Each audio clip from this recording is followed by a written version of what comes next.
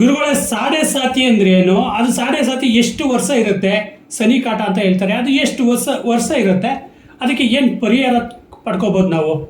ನೋಡಿ, ಸಾಡೆ ಸಾತ್ ಅಂದರೆ ಹಿಂದಿ ಒಳಗೆ 7.5 ವರ್ಷ ಅಂತ ಕನ್ನಡದಲ್ಲಿ ಹೇಳ್ತೀವಿ.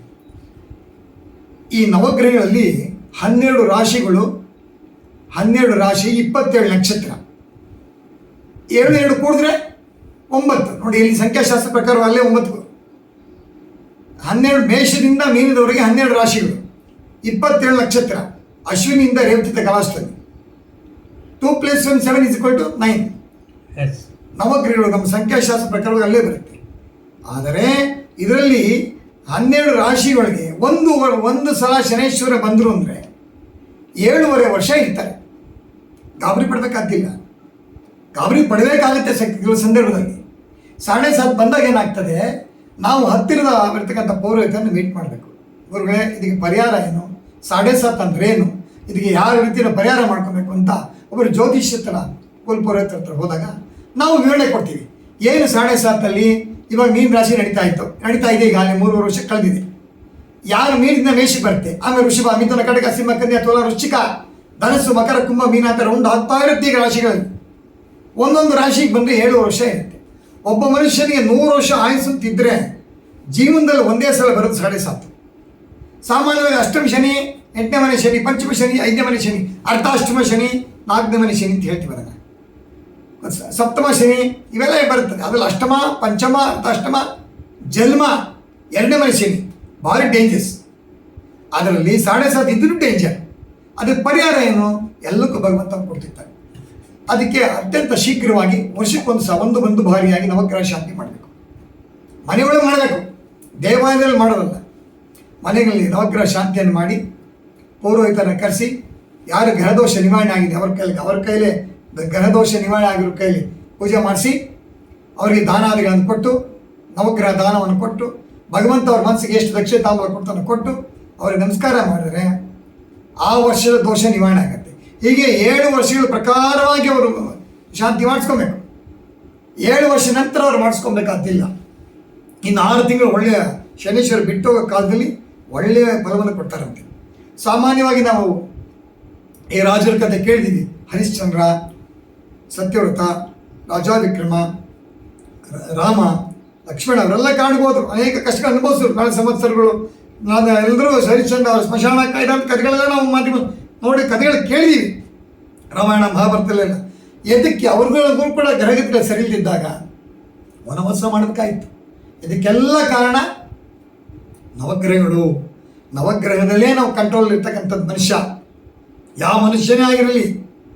ನೋಡಿ, ಹೇಳಕ್ಕೆ ಬಯಸ್ತೀನಿ, ಇವೆಲ್ಲವೂ ನವಗ್ರಹಗಳ ಕಂಟ್ರೋಲೇ ನಾವು ಇರತಕ್ಕಂಥದ್ದು. ಈ ನವಗ್ರಹಗಳು ಇದೊಂದು ಪ್ರಶ್ನೆಗೆ ಪ್ರಶ್ನೆ ಉತ್ತರ ಕೊಡಬೇಕಾಗತ್ತೆ. ನವಗ್ರಹಗಳು ತಂದರೆ ನವಗ್ರಹಗಳು ಯಾವ ರೀತಿ ಉದ್ಭವ ಆದರೂ ಅನ್ನೋಕ್ಕೆ ಒಂದು ಪ್ರಶ್ನೆ ಬರುತ್ತೆ. ಇದು ಚೆನ್ನಾಗಿ ಮಂದಟ್ ಮಾಡ್ಕೊಳ್ಳಿ. ನವಗ್ರಹಗಳು ಯಾರೂ ಅಲ್ಲ, ತ್ರಿಮೂರ್ತಿಗಳ ಅವತಾರವೇ. ಬ್ರಹ್ಮ, ವಿಷ್ಣು, ಮಹೇಶ್ವರ ಇದಾರಲ್ಲ, ಆ ತ್ರಿಮೂರ್ತಿಗಳಿಗೆ ನವಗ್ರಹಗಳಾಗಿ ಅವತಾರ ತಗೊಳ್ಳಿದಂತೆ. ಸಾಮಾನ್ಯ ಇದು ಯಾರು ಗೊತ್ತಿಲ್ಲ, ಒಳ್ಳೆ ಜ್ಯೋತಿಷಿಗಾರರು ಗೊತ್ತಿರುತ್ತೆ ಈ ವಿಷಯಗಳು. ನನ್ನ ಹತ್ತಿರ ಜ್ಯೋತಿಷಿಗಾರನ ಬೇಕಾದ್ರೆ ಕೇಳಿ ತಿಳ್ಕೊಳ್ಳಿ. ಇದೇನೇನು ಮಾಧ್ಯಮದಲ್ಲಿ ಹೇಳಿದ್ರು ಇವರು ಶಾಸ್ತ್ರಿಗಳು, ರಾಮನಾಥ್ ಜೋಯಿಸ್ ಅಂದ್ರೆ ನಿಜಾನ ಗುರುಗಳು ಅಂತ ಅಕ್ಕಪಕ್ಕದಲ್ಲಿ ಅನ್ನೋ ಒಳ್ಳೆ ಜ್ಯೋತಿಷಿಗಾರನ ಕೇಳಿ. ಇದು ನಾನು ಹೇಳ್ತಿರೋದು ನಿಜಾನೇ. ಅಂದರೆ ಈ ನವಗ್ರಹಗಳು ತ್ರಿಮೂರ್ತಿಗಳ ಅವತಾರವೇ. ತ್ರಿಮೂರ್ತಿಗಳೇ ಅವತಾರ ತಾಳಿ ಇದನ್ನು ಈ ಭಕ್ತಾದಿಗಳಿಗೆ ಕಷ್ಟ ಏನೋ ಸುಖ ಏನೋ ಅಂತಕ್ಕಂಥದ್ದನ್ನು ಭಗವಂತ ಅವ್ರು ಕಷ್ಟ ಕೊಟ್ಟು ಸುಖ ನೋಡಿ ಯಾವತ್ತೂ ಕಷ್ಟವನ್ನು, ಕಷ್ಟದ ಬೆಲೆ, ಕಷ್ಟಪಟ್ಟರಿಂದ ಕಷ್ಟದ ಬೆಲೆ ಗೊತ್ತಾಗುತ್ತೆ ಅಂತ ನಾವು ಹೇಳ್ತೀವಿ. ನಮಗೆ ಸಾಮಾನ್ಯ ಮನೆಗಳಲ್ಲಿ ಹಿರಿಕರು ಮಕ್ಕಳು ಒಂದು ಉಪದೇಶ ಸಾಮಾನ್ಯವಾಗಿ ಕಷ್ಟದ ಬೆಲೆ, ಕಷ್ಟಪಟ್ಟರೆ ಕಣಪ್ಪ ನೀ ಕಷ್ಟದ ಬೆಲೆ ಗೊತ್ತಾಗೋದು ಅಂತ ಸಾಮಾನ್ಯ ಹೇಳ್ತಾರೆ ಮನೆಗಳಲ್ಲಿ ಅಲ್ವೇ? ಹಾಗೆ ನಾವು ಎಲ್ಲಿಂದ ಎಲ್ಲಿಗೂ ಹೋಗುತ್ತೆ ಮಾತಾಡ್ಕೊಂತ ಹೋದರೆ, ಹಾಗೆ ನಾವು ಈ ಸಾಡೆ ಸಾತಲ್ಲಿ ನಾವು ಪರಮಾತ್ಮ ಸಾಕಷ್ಟು ಕಷ್ಟ ಕೊಡ್ತಾನೆ. ಶನೇಶ್ವರ ಪರೀಕ್ಷೆ ಮಾಡ್ತಾನೆ. ವಿಕ್ರಮಾದಿತ್ಯ ಹಾಗೆ ನನಗೂ ಪರೀಕ್ಷೆ ಮಾಡ್ತಾನೆ. ಹಾಗೆ ಕೊನೆಯಲ್ಲಿ ಒಳ್ಳೆಯ ಫಲವನ್ನು ಕೊಡ್ತಾನೆ. ಹಾಗಾಗಿ ಆ ಫಲ ಕೊಡೋಕ್ಕಿಂತ ಮುಂಚಿತವಾಗಿ ಸಾಡೆ ಸಾತ್ ಅಂತ ಹೇಳ್ತಾನಲ್ಲ, 7.5 ವರ್ಷ. ಆ 7 ವರ್ಷಗಳ ಕಾಲ ನಾವು ಶ್ರದ್ಧಾಭಕ್ತಿನ ಶನೇಶ್ವರನ ಧ್ಯಾನ ಮಾಡದೇ ಇದ್ದರೆ ಮನುಷ್ಯ ಬದುಕದೇ ಇಲ್ಲ. ಜನ್ಮಕ್ಕೆ ಶನೇಶ್ವರ ಬಂದು ಬದುಕೋದು ಭಾರಿ ಕಷ್ಟ ಇದೆ. ನಾನು ಹೇಳ್ತಾ ಇದ್ದೀನಿ ನೋಡಿ, ಪುರೋಹಿತ ಹೆರಿಸ್ತಾರೆ ಅಂತ ಬೆದ ಮಾಡ್ಕೊಬಾರ್ದು, ಅದಕ್ಕೂ ಪರಿಹಾರ ಮಾಡ್ಕೋಬೇಕು. ಕೆಲವು ಪರಿಹಾರ ಮಾಡ್ಕೊಂಡು ಏನಾಗುತ್ತೆ, ಇನ್ನು ಕೆಲವರು ಇರ್ಬೋದು ವಯಸ್ಸಾಗಿರುತ್ತೆ, ಅವರು ಪರಿಹಾರ ಮಾಡ್ಕೊಳ್ಳೋಕೆ ಹೋಗ್ತಾರೆ, ಅವರು ಕಾಲು ಹೋಗ್ಬಿಡ್ತಾರೆ. ಭಗವಂತನು ಯಾವ ಹಣೆಯಲ್ಲಿ ಹೆಂಗೆ ಬರೆದಿರ್ತಾನೆ ಅಂತ ತಪ್ಸಕ್ಕಾಗಲ್ಲ. ಮನುಷ್ಯನ ಆಯಸ್ಸನ್ನ ತಪ್ಸಕ್ಕಾಗಲ್ಲ. ದೇವತೆಗಳ ಅದು ಭಗವಂತನ ದೈವ ನಿರ್ಣಯ. ಪುನರಪಿ ಮರಣಂ ಪುನರಪಿ ಜನನಂ. ಆದರೆ 7:30 ಬಂದಾಗ ನಾವು ಎಚ್ಚೆತ್ಕೊಂಡು ಹತ್ತಿರದ ಪೌರೋಹಿತರನ್ನು ಮೀಟ್ ಮಾಡಿ ನಮ್ಮ ಗ್ರಹಗತಿಯಲ್ಲಿ ಆಗಿದೆ ಗುರುಗಳು. ಯುಗಾದಿ ಹಬ್ಬ ನಂತರವಾಗಿ ಮಾದರಿ ನಾವು ಕೊಡ್ತಾ ಇರ್ತೀವಿ. ಸಾಮಾನ್ಯವು ಕೂಡ ಹೋಗಿ ನಮ್ಮ 7:30 ಬಂದಿದೆ, ಇವಾಗ ಮೀನರಾಶಿ ನಡೀತಾ ಇದೆ, ಮುಂದೆ ಮೇಷಕ್ಕೆ ಬರ್ಬೋದು, ಅದು ಹೇಳ್ತಾ ಇದ್ದೀನಿ. ಇನ್ನು ಕೆಲವು ಒಂದೊಂದು ವರ್ಷ ಮೇಷರಾಶಿ ಶುರುವಾಗ್ತಾ ಇದೆ, 7:30 ಶುರುವಾಗ್ತಾ ಇದೆ, ನಾವು ಮುಂದೆ ಮಾಧ್ಯಮದಲ್ಲಿ ಕೊಡ್ತೀನಿ. ಆದರೂ ಕೂಡ ಆಮೇಲೆ ಈ ಪಂಚಮಿ ಶನಿ ಕಾಟ ಬರುತ್ತೆ. ಆ ಪಂಚಮಿ ಶನಿ ಕಾಟ 2 ವರ್ಷ ಹೋಗಲ್ಲ, ಅರ್ಧಾಷ್ಟಮ 1 ವರ್ಷ ಹೋಗಲ್ಲ. ಅಷ್ಟಮಾದಿತ್ಯ ಅಷ್ಟಮ ಶನಿ 8ನೇ ಮನೆ ಶನೇಶ್ವರ ಬಂದಾಗ ಅದು ಅಲೆಮಾರಿತನ ಅಂತ ಹೇಳ್ತೀವಿ. ಅಷ್ಟಮಾದಿತ್ಯ ಶನಿ ಅಲೆಮಾರಿತನ. ಅವರು ಕೂಡ ಒಂದು ಮುಕ್ಕಾಲು ವರ್ಷ ಒಂದು ಕಡೆ ಇರೋದಿಲ್ಲ. ಈ ವಾಸ್ ವಾಂಡ್ರಿಂಗ್, ಅಲ್ಲಾಡ್ತಾ ಇರ್ತಾರೆ. ಹೀಗೆ ಅನೇಕ ಸಮಸ್ಯೆಗಳಿಗೆ ಶನೇಶ್ವರನಿಂದ ತುತ್ತಾಗಬೇಕಾಗತ್ತೆ.